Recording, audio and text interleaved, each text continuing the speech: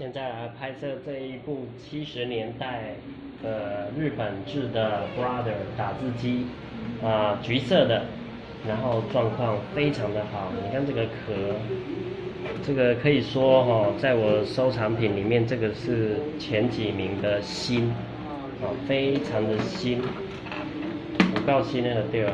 好，打开，里面都没有灰尘，这日本人保存东西保存得很好。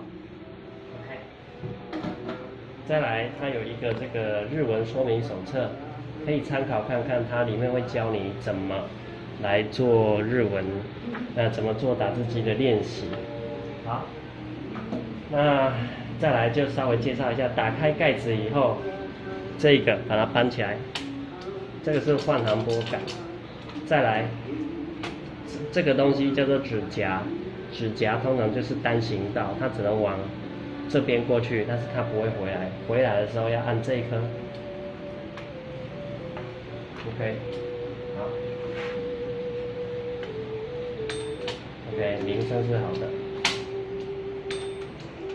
好，接下来我们就要把纸装进去等一下我们还会换色带，我们先换色带好了。这个东西呢，打开很简单，稍微出一点力气就可以搬开，因为它是两个钩子，钩子勾住这里两个小弹簧，好，所以这样就打开了。打开可以看到这里有两个色带盘，它的新呢它原来装的是单色色带，我现在给你换双色黑红。那黑红的时候呢，看一下，好，那这样子的话，这一步就是黑色在上，红色在下。反正我等一下装就是这样装。那装的时候呢，这里有一个铁片，拨开，这里也有拨开，拨开以后这个就可以拉出来，拨开以后这个就可以拉出来。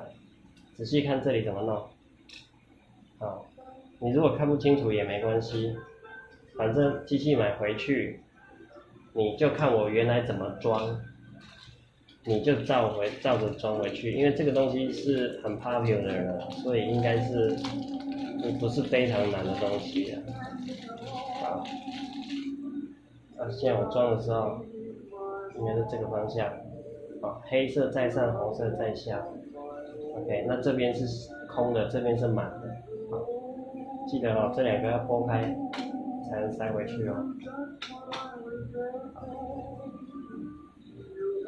这里有个小勾勾，这里要拨开，塞回去，小勾勾进去。好，再来把这个拉出来，这个东西是把色带举起来的，你看这个东西，好，举起来以后。这个坑就可以，装的时候手会脏，如果我帮你装好就没差。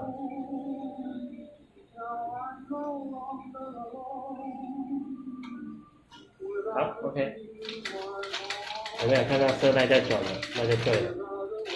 好 ，OK， 这样子就是装好了。这么刮来砍的，你看，记得这里有小沟槽，这边也有，就这样而已。手都是油墨，所以这里我等一下再擦。接下来就是要把纸放进去了。我拿的是废纸那你不要管它，你拿什么纸都可以，不要太厚的奇怪了，只要 A4 纸小张的相片纸都可以。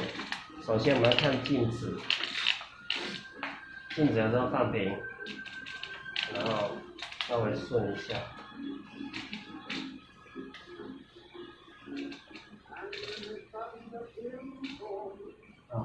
我装色带的时候装，再装一次。好，这样才对。好，这样镜子就是非常的棒。再看一次从这个缝塞进去，转。好，这个打开，这个是尺标给你对的。好，那看这里有一个东西拨开以后，你可以稍微把纸调整成你要的位置。好，确定你要的位置以后，再把它夹起来。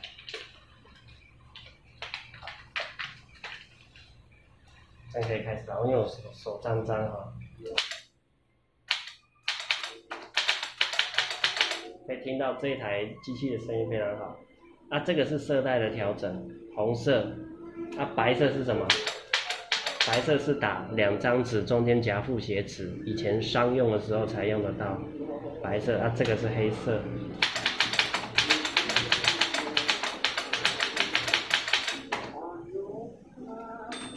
好，打到航沫才会开。好，这个拨开，可以拿出来看一下。OK， 好，接下来稍微介绍一下哈机器的各种性能，其他地方。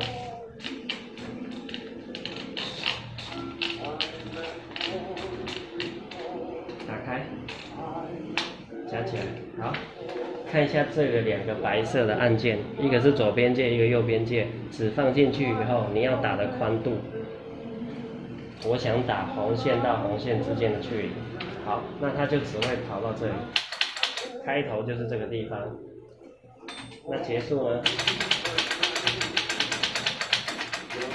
打不出去了 ，OK， 所以它就会打在这个格子内。好，再来最后看到这个，这个就是你每按一次换行几行，这样加1行，这样1又1/2，这样是2行，它跑得很快，有没有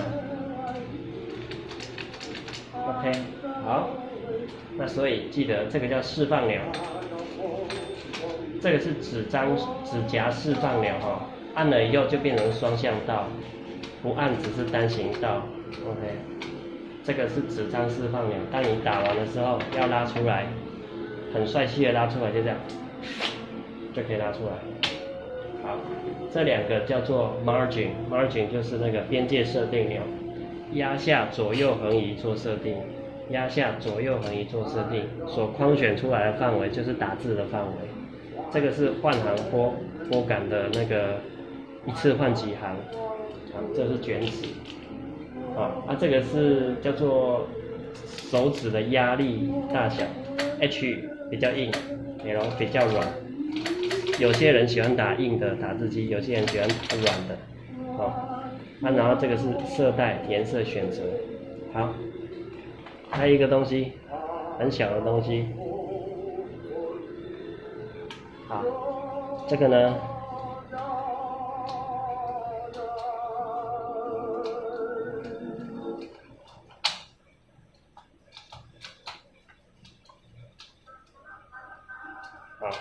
这是把东西这个指甲卡住了，但是我通常不用它，反正你收机子的时候只要摆正，不要夹到就可以了。